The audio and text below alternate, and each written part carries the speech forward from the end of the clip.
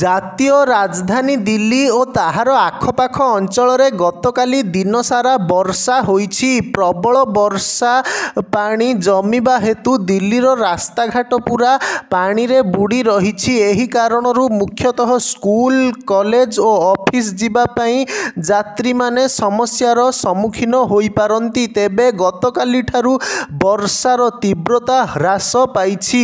ଲଗାତାର ବର୍ଷା ହେବା କାରଣରୁ ଦିଲ୍ଲୀ ତାପମାତ୍ରା ବି ହ୍ରାସ ପାଇଥିବା ଦେଖିବାକୁ ମିଳିଛି।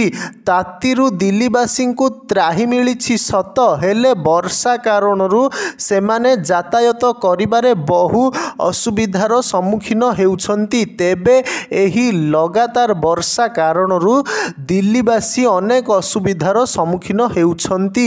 କେଉଁଠି ପାଣି ଜମି ରହିଛି ତ କେଉଁଠି ପାଣି ହେତୁ ପନିପରିବା ଓ ଫଳମୂଳ ପଚି ସଢ଼ି ଯିବାରୁ ଆର୍ଥିକ ସମସ୍ୟା ଉପୁଜୁଥିବା ଦେଖିବାକୁ ମିଳୁଛି। ପାଣିପାଗ ବିଭାଗ ଦେଇଥିବା ତଥ୍ୟ ଅନୁଯାୟୀ ଆଜି ଅର୍ଥାତ୍ ସେପ୍ଟେମ୍ବର 20 ତାରିଖରେ ବର୍ଷା ହ୍ରାସ ପାଇବ ଓ ତାପମାତ୍ରା ବଢ଼ିବାର ସମ୍ଭାବନା ରହିଛି। ଆଜି ଦିଲ୍ଲୀରେ ହାଲୁକା ବର୍ଷା ହେବ ବୋଲି ପୂର୍ବାନୁମାନ ହୋଇଛି। ଏହାପରେ ପୁରା ସପ୍ତାହ ଯାକ ଲୋକଙ୍କୁ ବର୍ଷାରୁ ମୁକ୍ତି ମିଳିବ।